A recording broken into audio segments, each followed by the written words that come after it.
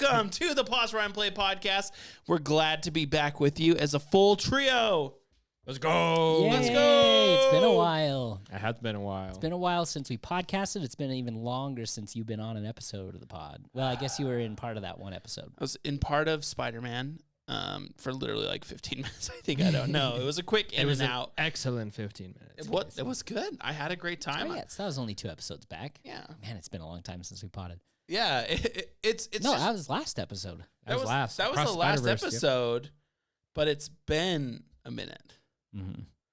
Because we've done so much and we've watched so much and life has just happened, which is, part of life and part of society, right? I mean, think that's we the get trend busy. of the pod, right? It's like we take these long hiatuses while we make these life changes.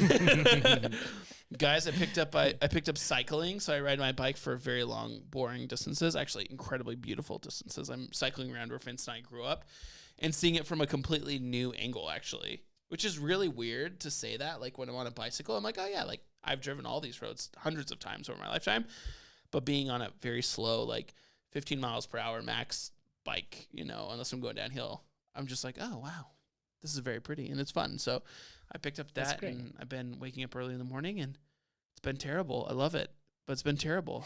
So my legs have changed. They've gotten a lot skinnier. But anyhow, no, it's been a while and I'm sad that we haven't done it, but I'm glad to be back. Yeah. Let's get it. Yeah, but we got to do a quick catch up on what we've been watching. So I'm going to send it to Josh.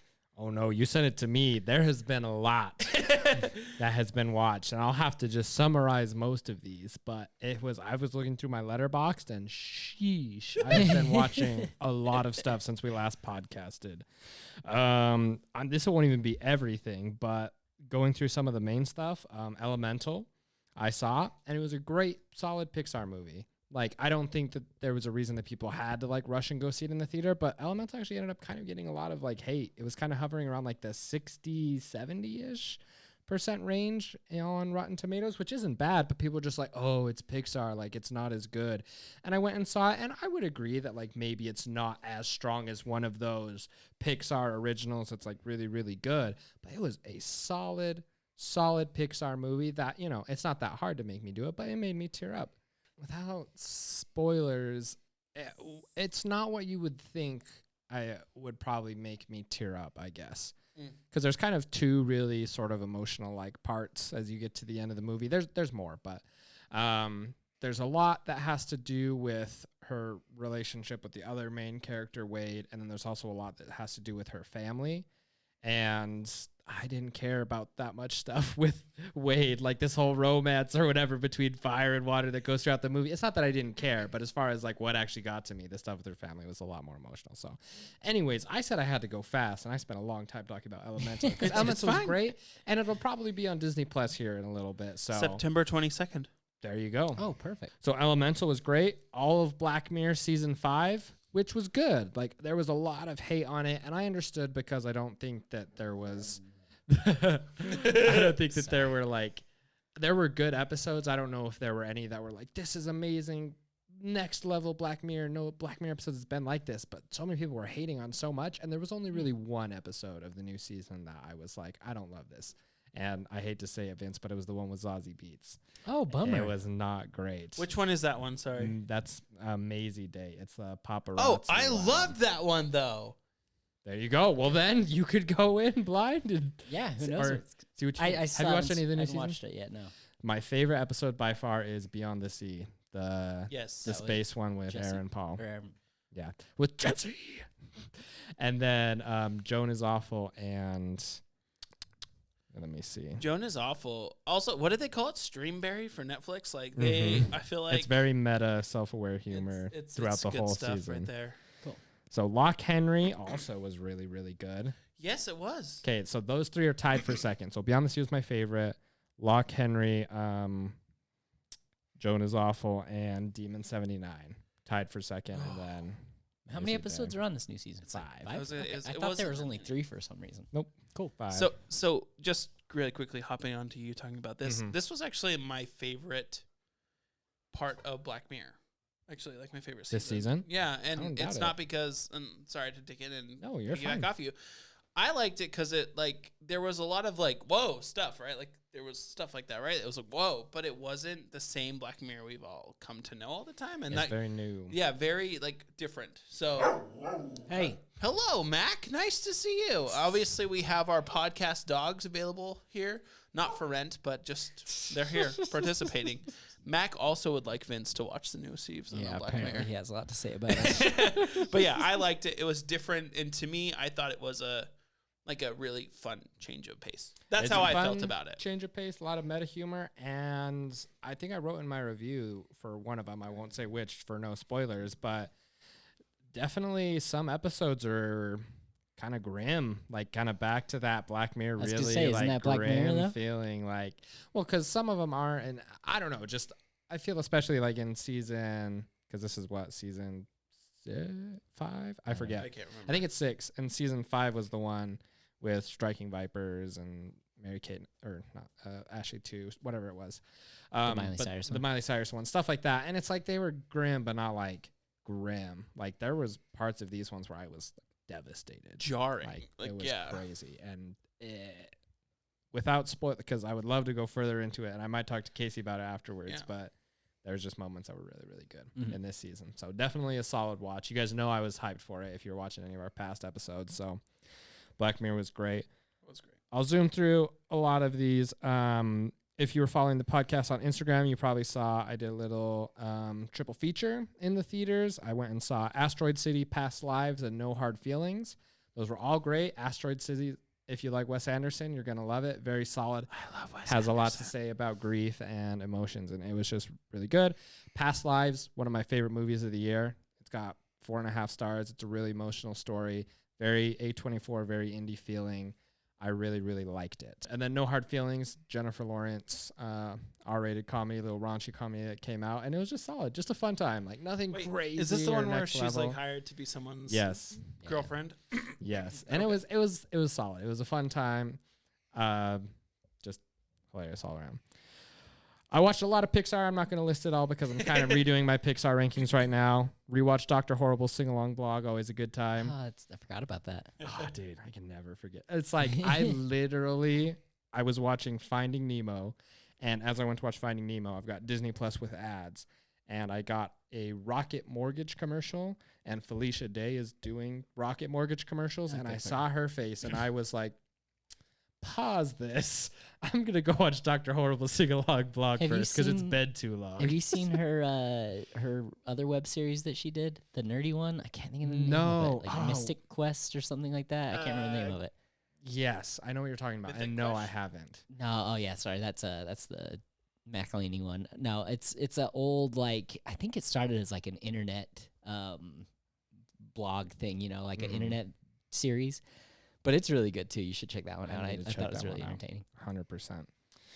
While I was in Texas, me and Cade caught Joyride, that comedy with Stephanie Shu. Yeah, I almost went to it. It's pretty good. Liked it. I think I gave it 3.5 stars. Like, it was fun. There was definitely like weird parts, and it was like raunchy comedy, and at times like, whoa, like a lot. It wasn't anything next level or mind blowing, but it was good. It was fun. It was funny. Stephanie Shu was great. The whole cast was great. Yeah. It was a good time. Cool. And it was surprisingly emotional, I think, if I remember like what I wrote about it. It was good. It was like, it's a solid movie. Again, not one that I'd say you have to like go see in the theater or anything like that. If it comes out on streaming, just that's a solid. Like, you'll sit down, and I doubt that you would be like, this was a waste of my time. Mm-hmm. A lot of other ones that we talked about or that we will talk about, and then maybe we can pass it off to you with what you've been watching lately, Vince. The last one I wanted to mention was Mission Impossible: Dead Reckoning Part 1. Yeah, we almost did an episode on this, but we had some stuff come out.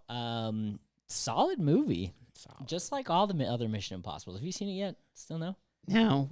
It's good. It's worth seeing, man. I had the same problem with this one as I had with Indiana Jones. Our action blockbusters are too dang long lately. Like, this was a cool movie, and the practicality of all the stunts and stuff is so cool. But once you get to the third act, I don't think this is a spoiler because they have like the train in the trailers, right? Mhm. Once you get to that really, really cool train scene, by then it's like 3 hours deep into the movie, and I'm just kind of like, oh, this is still going, and that kind of played against it for me. We already had like 3 or 4 big action sequences that I absolutely loved, and I would have been way more hyped for that train sequence if I wasn't already 3 hours into it and just kind of thinking, I gotta pee. When's freaking Tom Cruise gonna jump off this cliff so I can pee? Oh, okay, we gotta do train stuff now, kind of a thing. Like, I just got a little bit exhausted with it, which was kind of a bummer. But it is a great movie. I'm just not a big fan of the Mission Impossible series to start with. I think we've kind of talked about that before. I like them. I think they're fun. I don't think I've seen any past number 3 more than one time, though. Like, I think I've seen them all once and just forgot about everything. So a lot of the characters in this movie, I'm just like, I don't remember who the heck that is. I don't remember who the heck that is. Oh, I guess they're dating. I don't remember where she came from. Oh, she uses a sword. That's cool. Kind of a thing. Yeah. But to go there just for the spectacle of it all is definitely worth seeing. We saw it in IMAX, which I absolutely loved. Big IMAX fan. It's out of IMAX now, so I feel bad that you can't make that. But those movies are just like they're made for the big screen, so go see it on the big screen. Made for the big screen. That was actually the one I was like really sad about. Like I was working and someone's like, "Oh, like did you have any plans for a night?" And I was like, "I actually did. Like I had very cool plans with my friends." And they were like, "Oh, we're sorry to ask you to stay longer." I was like, "It's fine, but yeah, I wish I had went to the movie." I told Vince this when we left the theater. It really is just all about those stunts and those action sequences. And at first, you got to that scene where this also isn't a spoiler because it's in the trailer and they've released whole like videos about how they did these stunts or whatnot when Tom Cruise, drives off the cliff and whatever. And they really did this stunt of him driving off of this ramp, off this mountain, and then letting the bike go and parachuting by himself, right? They released a whole video before the movie even came out about this stunt, and I watched like that video and I was like, this is cool. And as it was coming up in the movie, I was like, this is cool, but I've already seen this stunt as a YouTube video, so I don't know if this is gonna be that good because I know it's about to happen.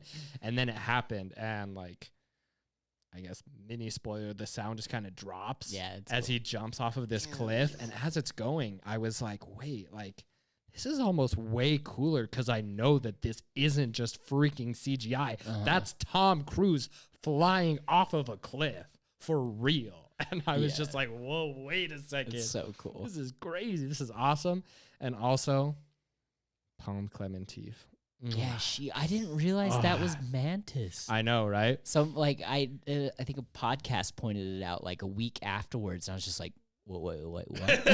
Well, because in the movie, I Did thought not it was her, recognize her. but it looked way different. And so I was like, I don't know. And I've just seen a her in very other stuff, different but- character, too. Like, going from that, like, happy, jokey Mantis to just this, like, badass assassin, Like, she was great. She was so good in it. Hot. I mean, she was great. I was gonna say, I've seen. Babo. She's a beaut.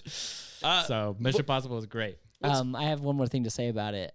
Sorry, did you have? Oh, I was just gonna talk about that stunt that you're talking about and how we've seen all the stories, right? Like in the prefecture and everything. Like, hey, there's a background behind it because it's real, and that's just like a marketing tactic to get you to want to be there, right? And that's what it is. But they harped on it so heavily. I feel like during this whole thing, like, oh yeah, come see this. Because Tom did it for real. That's pretty much the marketing for the last like 3 of the movies. Look what Tom did this time. Look what Tom does this time. Because the one where he's like hanging out the airplane and they do the side-by-side comparison for like, I remember seeing that for like 3 months before the movie came out. I was like, this is cool. I'm like, CGI is cool. And I love how CGI has progressed, but so much of CGI has stepped backwards from like the early days of when they come out. Like think about like early pirate stuff and like all that. Like, that was great for its time, but like their movies are still the exact same today. Mm-hmm. They haven't progressed and haven't done enough to work with it. And I don't know, maybe it's just because I'm snooty. Well, and the CGI artists, I guess, are pretty stretched with the amount of movies that are coming out right now, I guess is a big thing. And I don't know, there's a lot of reasons behind it. Just give them a few months. They'll have much to do because the writers are on strike.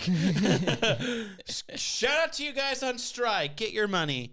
But I don't know. That's pretty crazy. What else you been watching? New season of Sunny just ended this week. It was hit and miss. Must-watch episodes are, I think it was episode 1 about inflation, where the gang battles inflation by buying inflatable furniture, which felt just like a return to form for like old Sonny, you know? And I also recommend watching the bowling episode. I laughed really hard at the bowling episode.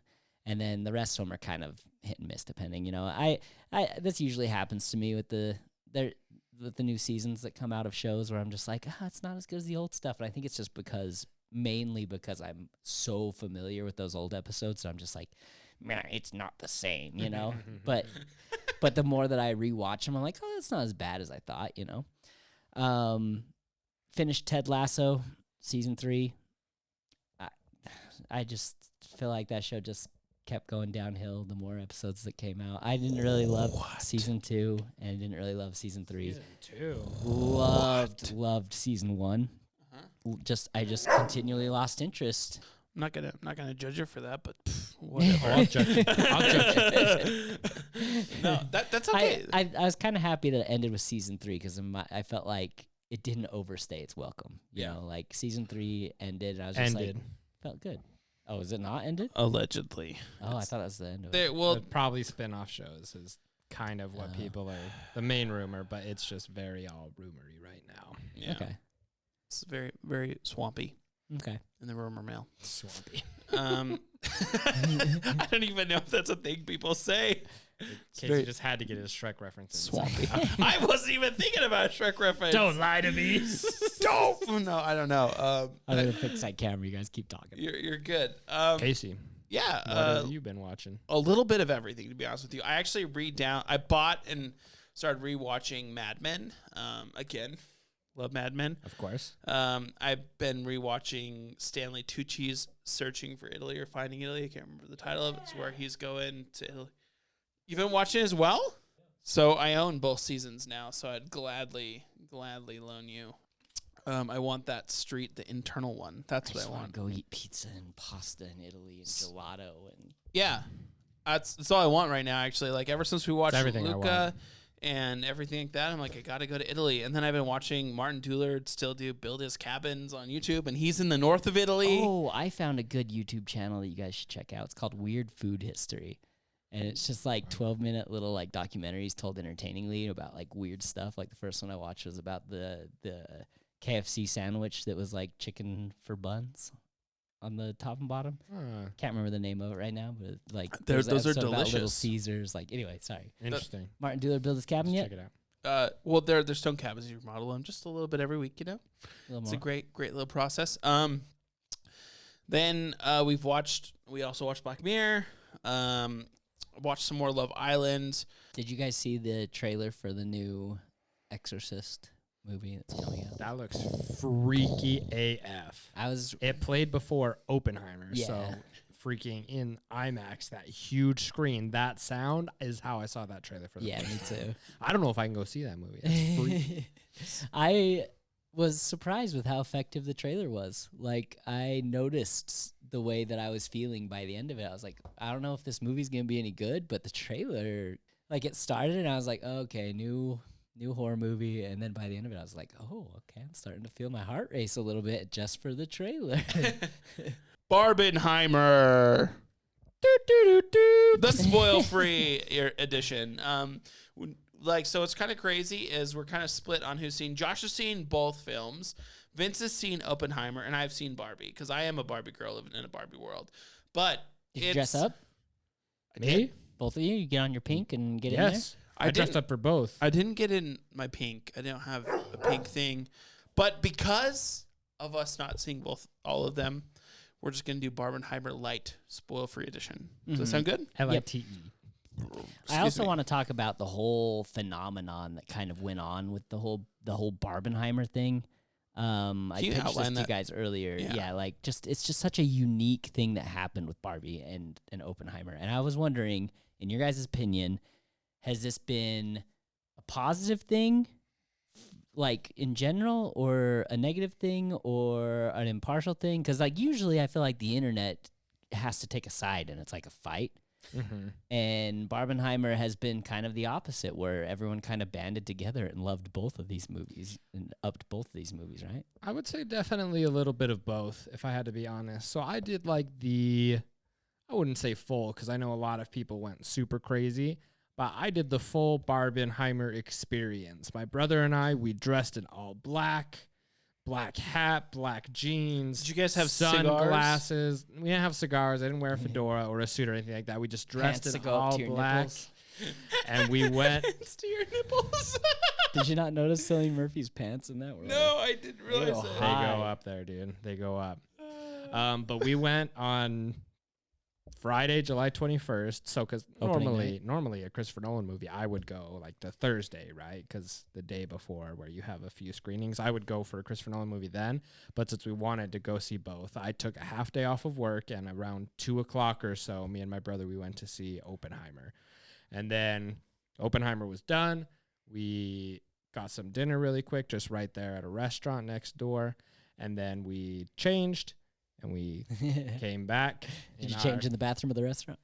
No, black, actually, come out pink? there was a little bit of time, and my parents' house isn't too far from the theater, so we ran by, changed really quick. My brother has this really bright pink shirt. I have my pink shirt that I wore last time on the podcast, the pink one with the leaves and stuff, and these shorts that are like, no, they're like nice shorts. They're my golf shorts, and so they're a little nice, and green hat, and just we went to go see Barbie like that, and Barbie was really fun. Not like the movie itself, yes, we'll talk about it, but it was really fun because it was, opening night for Barbie, and I think like 2/3 of the audience was all dressed up. Well, right? Like I could crazy. not believe the amount of Instagram posts that I saw from my friends decked out in pink going to Barbie that weekend, especially the first night. And that's like what was fun about it. Yeah. Like it was fun to go sit in the theater and have everyone be dressed up for it. And I'm not normally like a cheer for the movie type of people, but there were just a few times, where Barbie pops up or something happens where people were cheering, and I was like, yeah, this is fun. That's a cool. room full of people that are into the movie. We've been waiting for this. It's really, really cool. So I think it was a really fun internet phenomenon. It was a super fun thing to do with my brother. I love that we did it and stuff like that. That being said, I don't know if I loved the actual double feature itself. Not because I didn't love the movies. I love the movies individually. Both of them have really strong themes and things to think about. And it was really, like, I would have loved, obviously I went and saw Oppenheimer, waited for a little bit, and we went and saw Barbie. I would have loved to sit with Oppenheimer and or Barbie for, the rest of the evening, the day, or whatever, and just thought on those things and been able to do all that. And so doing it as a double feature was fun, and it was a cool thing to do, but I don't know if I loved the actual experience of seeing both of those movies back to back and trying to process them kind of simultaneously at the exact same time, if that makes sense. I think double features, not to jump too far ahead, but if we're talking about going further into, hey, other studios are probably going to try to do this or think about either pitting movies together or pitching movies together to go see both these movies as a double feature. I don't know if I love the idea. I think it could possibly work, but sorry, Yeah, I don't really have the words this, for it. you know. How do you recreate I it? don't And is think it it's good? as recreatable as everyone wants to think I don't it think it is is at all. because one's a Christopher Nolan film, one's a Greta Gerwig film, right? Mhm. And so both of those directors, people S-tier directors. Yeah, I was gonna say those are top tier folks, right? Mhm. And they're bringing artistic talent, and the decision to have both of those release and do it because of the marketing that's been done on both of those. One is supposed to be like Sunny Day, and the other one's supposed to be Darkest Night, in my opinion, right? It's kind of how it was, and that's why the black dressing up in all black, dressing up in all pink type thing. But I haven't seen Oppenheimer, and so I don't want to pretend like I know more than I do. But I've watched a lot of the interviews that Cillian Murphy has done, right? And where he's like, yeah, I read the book, what is it? The Bhagavad Gita or whatever. I'm going to butcher that. The one that Robert Pattinson gave to Christopher Nolan. I don't know. Essentially, it's the one about, it's an Indian book about essentially the destroyer of worlds and kind of how that can impact things. Him talking about, I'm like, that's freaking dark. And recognizing the nuclear bomb and the creation of it was the thing that changed everything, right? And then you have Barbie, which is, we think about Barbie, we think about and the themes within Barbie are great and vast, and like it's food for thought. And then imagining that going to Oppenheimer. How's your mental state today? I mean, it's been a little bit since I've watched the movies and stuff, but my mental state's okay. It's good. Definitely still a few things lingering from both of these to think about and go into, but you know. Yeah, because I just like my emotions after coming out of Barbie was like, whoof, last night, like literally, whoof. And your sister and I talked about it for like probably an hour and a half last night after the movie. Like that was the conversation. So it's interesting. So I got. What do you? I was about to say. What are your thoughts? Yeah. Obviously, you kind of brought this up to us, and I like that you did. So, what are your thoughts on Barbenheimer and this idea? There's a very specific reason why I wanted to talk about this, because there's a lot of positives, and then there's one extreme. I mean, it's not really that extreme, but something that bothered me really, really bad in my viewing of Oppenheimer. It drove me crazy. And then I got home and I got on the internet and I saw a couple of things, articles going around. Apparently, there's a big Twitter debate going around on phone you mean use. X debate? Oh yeah, sorry. But there's a big. The bird is gone, right? The bird is yeah, gone. it's X now. Sorry. I guess there's a big debate because a lot of people in Barbie were like pulling out their phones and taking pictures of the screens, and then there's a big debate on the internet about what's the proper etiquette with phones, and people are like, oh no, as long as your screen is turned down, you're not bothering anybody. As long as you have, your screen turned down as dim as it'll go and your volume off, then it's not going to bother anybody. And then there's people like me that are just like, no, even that dim screen pulls me out of the movie, drives me crazy. And then there's people like on the outskirts being like, I see both sides, but like, look at you people policing everybody, calm down, kind of thing. So that was one of the things that drove me crazy, was just like, just the proper etiquette in movie theaters.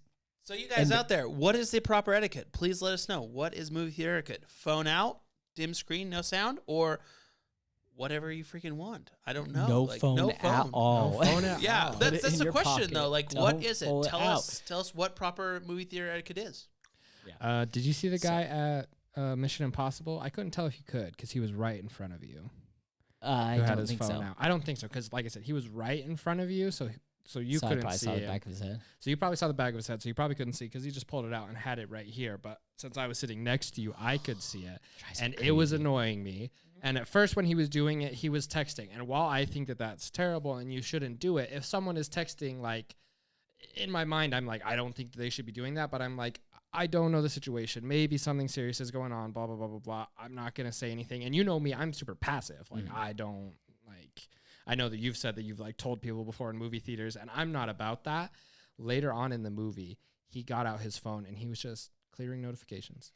Just sitting on his phone, clearing his notifications. And this was during a huge part of the movie, and I was that close to being like, dude, put your freaking phone away. Are you serious right now? Because this was like the 6th time by then, and he was just like swiping off his notification. And I was like, are we serious? Yeah, right why are we doing this? So yeah, go ahead. sorry, I was gonna say. So that's like the behavior that drives me freaking nuts. If you're gonna sit at home and like, I'm sounding holier than thou. I just want to highlight this. I'm sounding like a prick. But if you're gonna pay like between $5 and It was an $15 IMAX show week. to go to a movie, why the are you looking at Facebook? And I'm sorry, I'm just trying to not like not swear on this one, but like, why are you there? Like, if you just are gonna be like the same thing like at home, like. Well, that brings me to my point. This is the reason why I was just like, freaking Barbenheimer, was because the guy next to me was so bored during the movie. And it was so obvious to me. He was sitting right next to me, and he had his girlfriend there, and he was constantly like leaning over and whispering to her. He had his foot up, and it was constantly shaking. He was looking around the theater, just the someone most, who wouldn't see this movie normally. Exactly. Because of the internet phenomenon. He had to see it because it was Christopher Nolan and because of all the memes, so he had to go see Oppenheimer and Barbie. And it brought in this crowd that I don't think Oppenheimer would have brought in a crowd normally. And I know I'm saying, like, this is the most, like, spoiled, like, dumb problem in the world, that I'm complaining about. Oh, this movie made too much money and brought in too many new people to the People theater. shouldn't have seen this. Gosh dang it, the theaters are having a comeback. Like, that shouldn't be my mentality. Like, in the back of my mind, I'm like, awesome. It made a ton of money. It looks good on, like, this type of movie. So more of this type of movie will get made. Like, there's all these benefits of this specifically, but it drove me bonkers, this kid next to me. That's got to And- be tough. And then I'd like look around the theater too.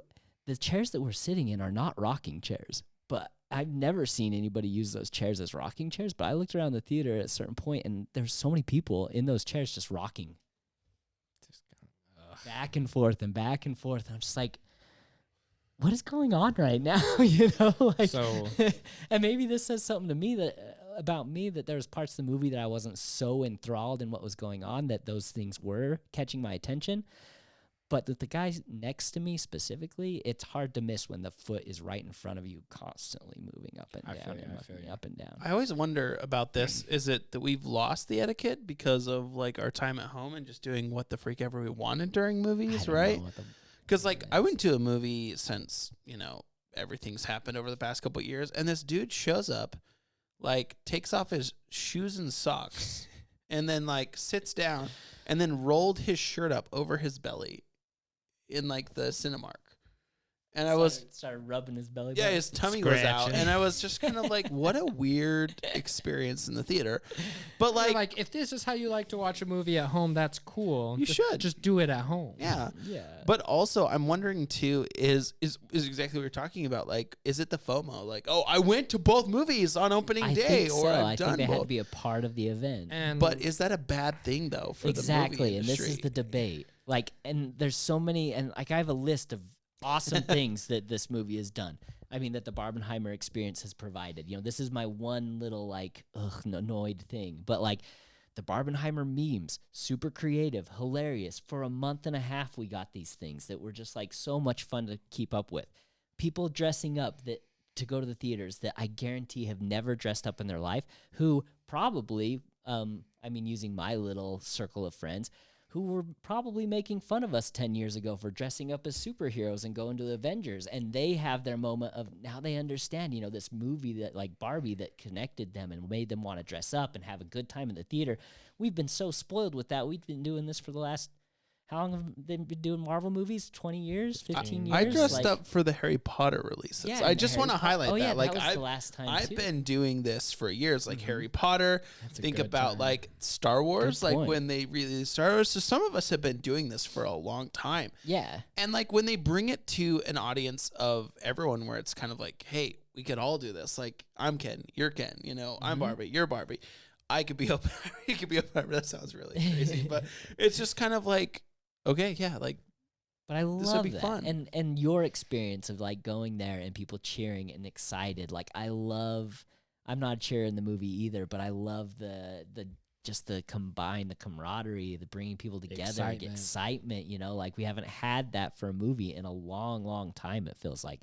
So there's a lot of positive things. And again, to the most important point, in an industry that's like really having a hard time bringing people back to the movie, it brought everybody back to the movie, which is awesome. So I can't complain, but I want to complain.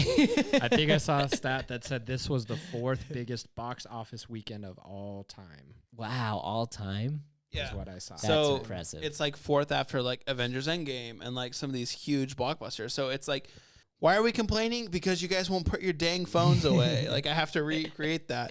Because I have to find a problem out of nothing. Yeah, yeah. Exactly. But the Because it's thing is, 2023 the and I have to find memes- an issue somewhere. The memes are great, but I agree that because of the memes, some people went too far. They had their phones out and stuff and did things that are extremely distracting. This isn't really a spoiler. Obviously, a big part of Oppenheimer is when they detonate The bomb. an atomic bomb in the Trinity test, right?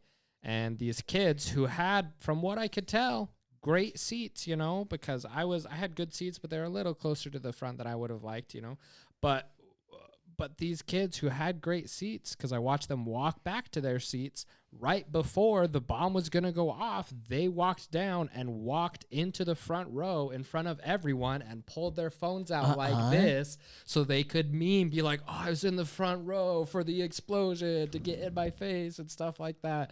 And it was like, oh, ha ha. Like, I get that it's funny, but it was literally like It's for that the internet clout. climax of the movie. And just, yeah, dude, it was. It says at the beginning of the theater, please turn off your phones.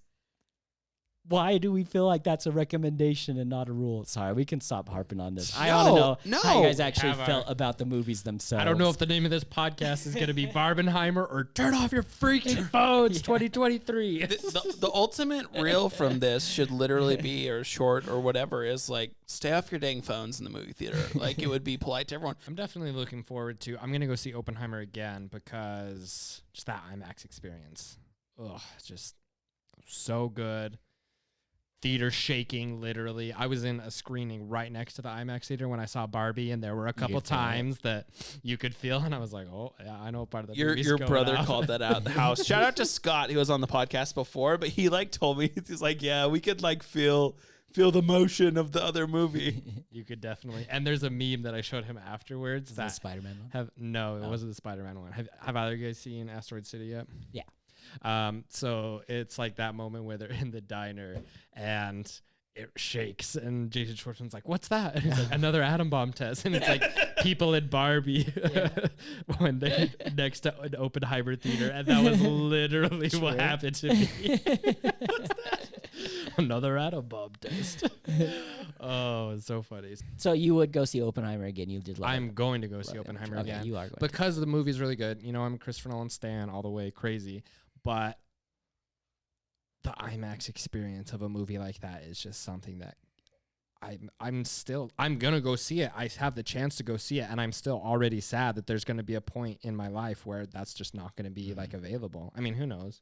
Crazy technology. Maybe one day I'll have those meta glasses and it'll be like I'm in the theater or something like that with the crazy sound system. They would have to figure out how to, because when the sound is like that, it's impactful. You feel it against you, and you can't get that with headphones. Exactly. So, so you know, unless you know technology does its thing and stuff, blah blah blah, and you know if we make it there, but get there. if it's good, if it's good, but just thinking about not being able to experience this movie in IMAX again like makes me sad because I'll watch it at home, but this IMAX experience is just different. It's so good. Filmed for IMAX, made for IMAX. I'm gonna talk about a lot of different things that I think this should be nominated for, Oscars wise. Sound design is right near the top of that list. The sound design of this movie was mind-blowing and incredible and impactful. It changes because a lot of times people talk about sound editing and mixing and they talk about, oh yeah, it keeps the flow of the movie going, and if you don't notice it or just like stuff like that, like it means that it's doing what it's mean. It's just pushing your emotions. You notice the sound so much in this movie in huge, impactful, and incredible ways that I can't talk about. Not to ruin Casey's experience. You know what I'm talking about. If you've watched Oppenheimer, you know what I'm talking about.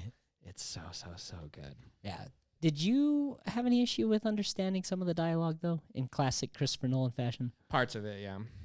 More towards like the beginning, not exposition, because he does an okay amount. He found a good amount of exposition this time, right? Because people talked about Inception having too much exposition. And then he did Tenet, and he's like, see what happens when I don't do enough exposition. Y'all don't know what's freaking going on. There was a good amount of exposition, but a lot of exposition, people talking to each other. There were sometimes I was like, I would love to. Yeah, there was the captions times. on. I was okay, not too annoyed with it until the very end, the last line that he has with Einstein. Oh, really? I missed completely what he said. I didn't understand it, which I had to Google when I got home. Because I was like, well, that sucks. What happened? That's like, yeah, that's a huge moment. Yeah, it was kind of a bummer. So I was wondering if it was just me or if this is because I got that line, but there were definitely times in the movie. That's literally my only nitpick for the movie, though. I loved Oppenheimer. I thought it was so good. It's a 2.5 hour movie. I've been complaining about movies being 3 hours. I've been complaining about movies being too long, but I didn't feel like this one was long at all. Here's the thing. My nitpick of the movie, the reason that this movie was 4.5 and not 5 stars for me was the length, actually. And it's not because I don't think that Christopher Nolan could do a 3 hour movie. I think he could do a 3 hour movie. It's that last 30, 45 minutes or so, because there's like without getting too spoiler, like the kind of the Strauss stuff in that area is just it's too long, and I feel like there's just too much space between certain events. So in non-spoiler fashion, I'll just say, like, because obviously the big boom happens, right? And then that one scene that happens after, right? Like the auditorium thing, that was huge and amazing. And then from there until like the very last scene, it was like, I understood the Strauss stuff was going on, what they're blah, blah, blah, blah. Yeah. But like just that was like, it was too long of like, because there's a lot of other stuff going on. So I don't know if the bomb and everything would be the climax, but it kind of is, in that classic, like, you know what I'm talking about, right? It was just too long of a Epilogue? like epilogue, just I see what you're getting saying. falling action. When the pinnacle of the movie happens, like it shouldn't be that long afterwards. I'm is not what you're asking saying? for the fastest wrap up or anything, and I understood why they could to make some of those last scenes so impactful. And I did love Robert Downey Jr. Incredible. Yeah. One of the people who I think should get a supporting actor nom. Yeah.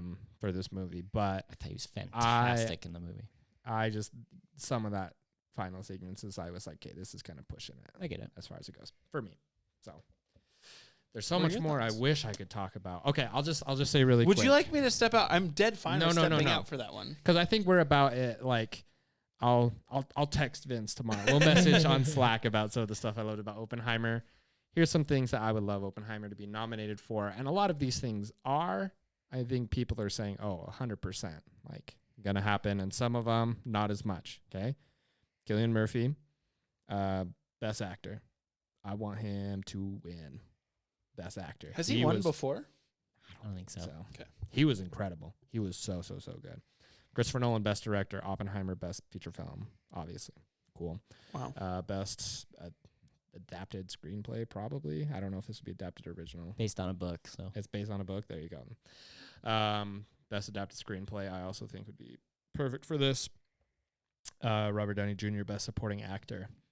Emily Blunt, Best Supporting Actress. I thought that she was incredible. This role, her character was not what I was expecting it to be, and I thought that she just nailed it. Like, I love Florence Pugh, and she did great in the movie, and she was good. I thought Emily Blunt was stellar. I thought she was so good in this, and I would love to see her sneak into a supporting actress nom. This is one that I haven't seen as much people talk about, is Emily Blunt's performance, but I thought that she was so good.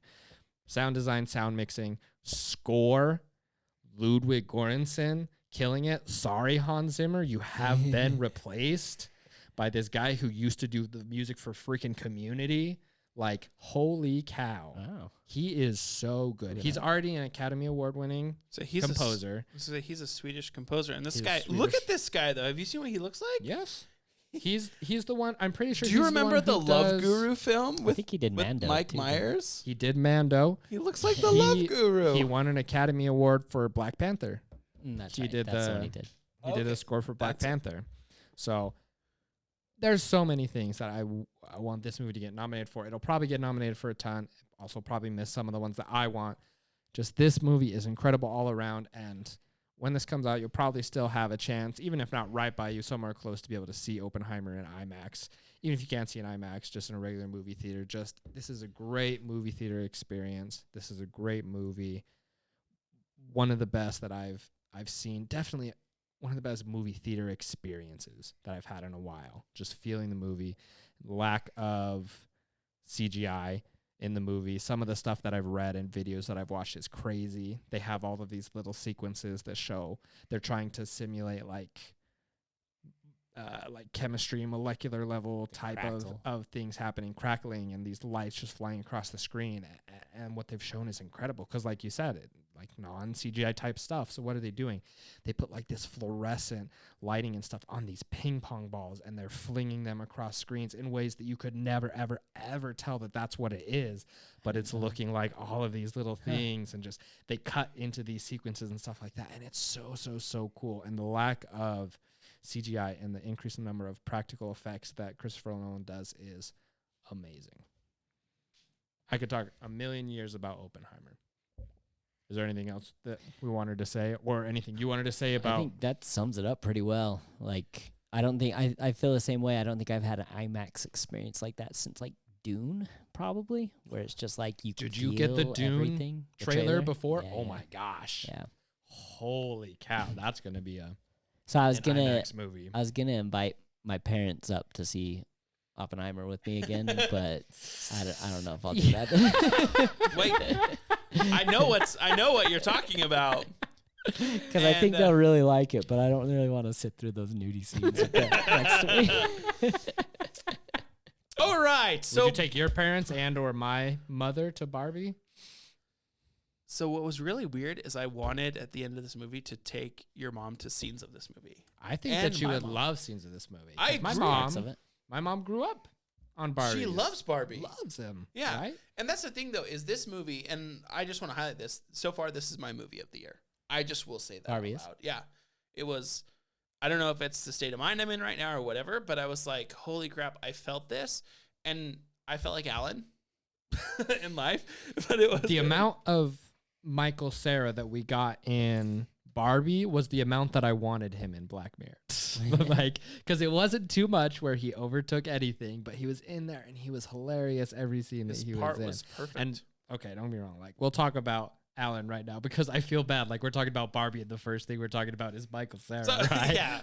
But like, he was in it a great amount. He was hilarious. Yeah. Very, very good. But I think what Barbie showed, to me at least, and this is going into a spoiler thing, is Don't like- go into spoiler. yeah, I'm not going. That's Oh. what we're avoiding here. Yeah, that's, Casey. that's why I was like, It's like sorry, I haven't seen. I don't want to go into spoiler, but like, it's not what it seems like, what you expect, and that was the beauty of the whole show. It was kind of is that okay way to describe it? I feel like I know what you're saying. But like, cause like I think about Barbie and I just think about ridiculousness, and I know that sounds kind of funny, and I love the themes that it provided and talked about, like, but it was not what I expected from this movie. And my brother, who is 20, he wouldn't tell us a dang thing about this movie. He's like, yeah, you're gonna love it, but I'm not telling you anything about it. It's not what you expect. Margot Robbie. If I had two hands, the clap would be all the way there for you. It was amazing. The depth of her abilities and skills and her facial expressions, the whole dang 9 yards. Oh, so good. And I don't want to derail from it. Also, Ryan Gosling, performance of his career. I will say that, in my opinion. Ryan Gosling was great in it. Yeah. But Like, you can I'd have go. to remember more to say performance of the career, but he really does do an excellent job. He is hilarious. He does a good job. Has a very funny role in the movie with his character of Ken, and there's just some lines that he has that are. He was built for this role. Like, it was perfect. He is perfect for this role. Right? Very, very funny. He talks a lot about horses, and that one near the end about horses is a lot. He just as you can tell from the trailer, so this isn't a spoiler, him and Barbie, they go to the real world. And so he just discovers a lot of stuff. And horses is something that he just kind of ends up loving. He just loves horses. Spoiler. So no more. That was borderline spoiler. Apologize. America Ferrera. Holy cow. She's a supporting actress. She's someone who's in the real world, who you end up meeting. She was incredible. She was one of my favorite roles of the whole movie. I cried a little bit in her. So just to preface this, Vince, I cried 5 times in this movie. Dang. So just be aware. I teared up at one point. Yeah, like I said, And not like it might saying be that, my like that it was emotional- less, but like I like saying that it does have emotional moments as well. Well, it's a powerful movie in the unexpected ways. And America Ferrera, right? That's how you say her name. I guess. That was my guess. My first thought of her is Ugly Betty, which was when you and I were younger. Like, that was the big thing on TV. And so I was like, why the heck is she going to be in this? Like, what is she going to do? Oh, my freaking Lanta. It was great. And I'm trying to think of Kate McKinnon. Is that her name? Weird Barbie? Yep, that's it. I think so. Yeah, great role for her. Perfect for her personality. Yeah, Every character. So I think we're talking about this earlier. Kind of like people fit where they belong, right? In this movie, and the puzzle was beautiful. Have we And given you in life. spoilers more than you want to know? I'm hoping I'm not. I don't know, but like it was good. It was clever. It had so much actual. Like, the world of Barbie in this movie was built off of actual Barbie toys, and it was amazing to see how they put that into real life. I think was cool. Yeah, because we talked about when we were talking about Barbie before, when the first trailers were released and everything that was happening, we talked about the lore behind it. and how they were really specific with, I think we talked about Midge, right? There was like a pregnant Barbie that Mattel had, and they discontinued, and how she was going to be in it. Alan, Ken's friend, who Sugar all daddy. his clothes fit and stuff like that. So all of this, like, so there's a lot of very meta humor in Barbie, which is one of my favorite and most endearing parts of it. Is there's a lot of meta humor, which is good and bad. This also kind of leads into one of my critiques of the movie. I also love the movie. It was excellent. I'm pretty sure I gave it 4 stars on Letterboxd. It was very, very good. One of my critiques of the movie was part of it felt kind of hollow to me. And I mean that in a couple ways. One, they have a few action sequences of running and chasing and stuff like that. And I don't know what it was, but something about these just felt, maybe it's because, you know, I watched Mission Impossible and all the other things that are so next level as far as those action sequences goes, that they were happening and I just wasn't as entertained when they were happening. I was like, okay, like I understand what the story's doing and this has to happen. I was like, this is whatever. I wasn't distracted, but I like wasn't as in it as I could have been, I guess. And then the other part that was hollow is there are times where Mattel is very because Mattel is part of this movie and making it happen, the people who made Barbie and whatnot. Part of it is very self-aware, being like, hey, like, we've always been trying to do good, but we've made mistakes in the past as far as all of these things that have happened. But part of it just feels like a brand trying to use this as a chance to self-correct image and stuff like that. And like I said, they do a very good job about not making it all about that, but there were a few times where it just felt for me transparently that it was very blatant. Yeah, like I said, a lot of meta humor, and so a lot of like the meta part comes into it. And but especially near the end, I kind of like let that part to the side. I was like, I understand what they're doing, and they're being very self-aware that stuff like this has happened, and they're trying to either correct or just kind of change the view, but not in a bad way where they excuse kind of past mistakes or other stuff like that, I guess. Either way, Barbie was number one, like I said, a very, very fun time. There are moments in this movie where I was very emotional, where I loved it. Just there's these piano-led melodies that happen, and you think about, even, as someone who doesn't have to, experience, who hasn't experienced, the female experience in our world and those expectations that happen, just there are moments where it even just talks about the real life and what it means, or the real world, and just what it means to be a human in general, sort of. And so there's just a lot of good things that happen in this movie, like, and with non-spoilers, that I think that everyone should see this movie. 100%. Like, I think that this is a good movie, both for just thinking about it, to have a good time. It is a fun movie all the way around, and has some things that are really important.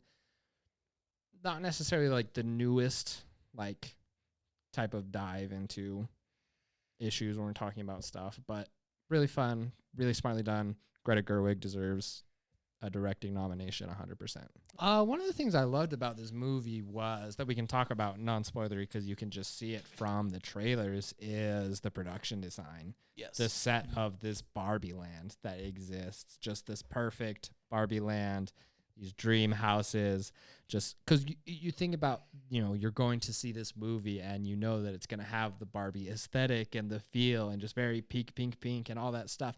And it would be very easily for that to get overwhelming and too much pink too fast, even for a Barbie movie, right?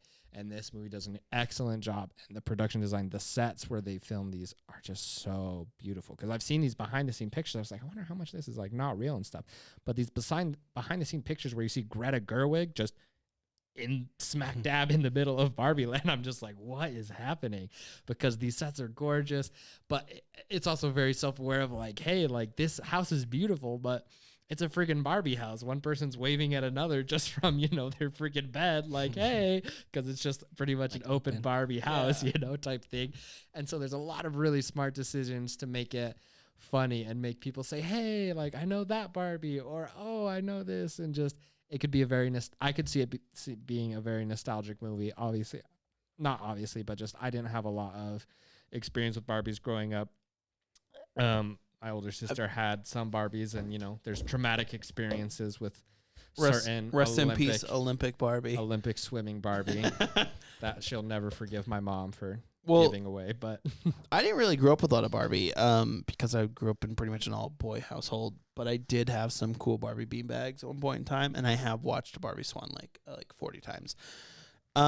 Really quickly, in comparison, in addition to what you're talking about the set and how unique it is, I did want to highlight the soundtrack to this. It was amazing. I do want to highlight, even if you don't go watch the Barbie movie, Vince, just get on Spotify and listen to the soundtrack. It'll be a good time for you. Like it's fun. And so yeah, I would give it 2 thumbs up to go see. And that's 50% more thumb than I have, or 100% more thumb than I have. I don't know math. But anyhow, yeah, that's all I got on the Barbie movie. I if I keep talking about it, I'll just go into spoilers. So true.